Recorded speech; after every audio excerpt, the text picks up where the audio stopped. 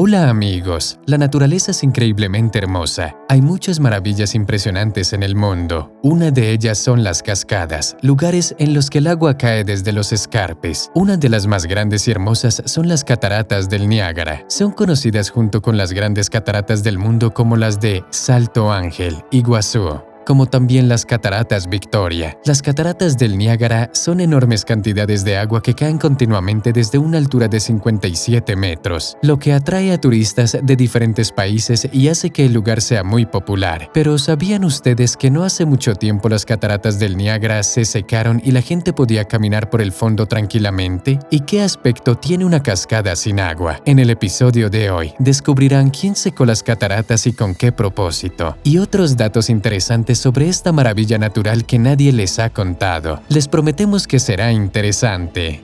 Las cataratas del Niágara no son solo una cascada, como podría parecer a primera vista, sino todo un complejo. Se encuentran en América del Norte en el río Niágara. Estas cataratas fueron descubiertas en el siglo XVII, pero se sabe que se formaron mucho antes. Según los científicos, existen desde hace más de 12.000 años. La forma de las cascadas en sí es bastante inusual, ya que asemeja a un arco o a una herradura. La forma más cóncava de las cascadas se formó a través de desprendimientos de tierra y rocas que continúan hasta hoy. Si se calcula la longitud total de la cascada, son 1.150 metros. La corriente constante de agua que fluye por las cataratas del Niágara es de 5.720 metros cúbicos por segundo. Pero ¿sabían que, a pesar de estos impresionantes datos, la existencia de estas cataratas están en riesgo de desaparecer? Al fin y al cabo, esas enormes corrientes de agua están erosionando la escarpa de la que caen. Según las estadísticas oficiales, las cataratas se retiran entre 7 y 10 centímetros cada año. En 1931 y 1954 se produjeron enormes desprendimientos en las cataratas que rompieron con bastante fuerza la roca que abarca el fondo de la cascada. Por ello, se ideó con urgencia una operación para salvar la cascada. Se decidió limpiar el fondo y evitar la erosión de la escarpa. Decidieron secar las cataratas de inmediato, luego inspeccionar el lecho del río Niágara y, por último, tomar medidas para evitar la erosión de la escarpa. Por lo tanto, todas las acciones estaban dirigidas al único propósito de preservar este lugar emblemático. Así que en el año 1965, las corrientes de las cataratas estadounidenses, uno de los 3 componentes, se redujeron al tamaño de un pequeño arroyo. Lo que vieron los ingenieros fue un poco impactante. El fondo de este arroyo estaba lleno de enormes rocas formadas como resultado de los desprendimientos de la escarpa que mencionamos antes. El flujo de agua se desvió hacia la corriente vecina a la catarata de la herradura. De este modo, toda la corriente de agua se desvió al lado canadiense. Esto fue bastante difícil de hacer y se hizo con la ayuda del Cuerpo de Ingenieros del Ejército de los Estados Unidos. Con su colaboración se construyó un dique temporal con 28.000 toneladas de relleno de roca que cambió el flujo del agua. Esta carga tan grande fue transportada por 12.000 camiones.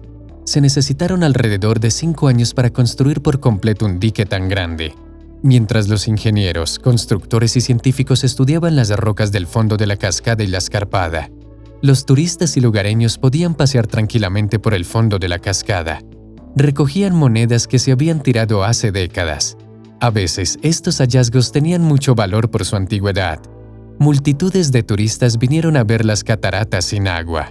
En cuanto a los resultados del estudio, se decidió instalar sólidos pernos de acero para reforzar la escarpa. Las fallas en la roca se aseguraron con pernos especiales. También se hicieron algunos agujeros en la roca para aliviar la presión hidrostática.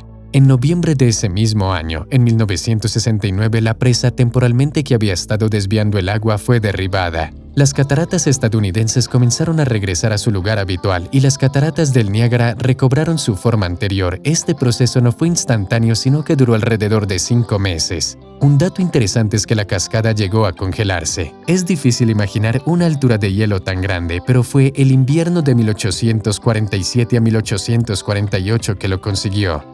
Fue un invierno muy duro, con heladas bastante severas.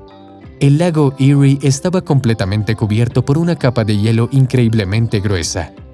Por lo tanto, se formó un dique de hielo en la corriente superior del río Niágara que impidió el flujo del agua. Ya no caían torrentes ruidosos de la escarpa, sino que solo descendían pequeños arroyos y la cascada misma estaba cubierta de hielo. A través de los charcos de agua se podían ver las piedras del fondo, que simplemente no eran visibles en la cascada en su estado normal.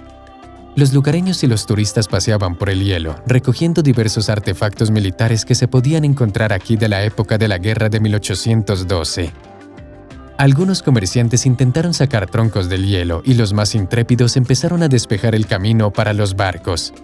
Picaban piedras y eliminaban los restos que podían ser un obstáculo. Pero a pesar de todo, al cabo de unos días el viento cambió de dirección y destruyó el dique de hielo que se había formado en la parte superior del cauce. El agua comenzó a fluir de nuevo hacia la cascada y a caer por la escarpa como siempre lo hacía. Es la única vez en la historia que las cataratas del Niágara se han secado por la fuerza de la naturaleza.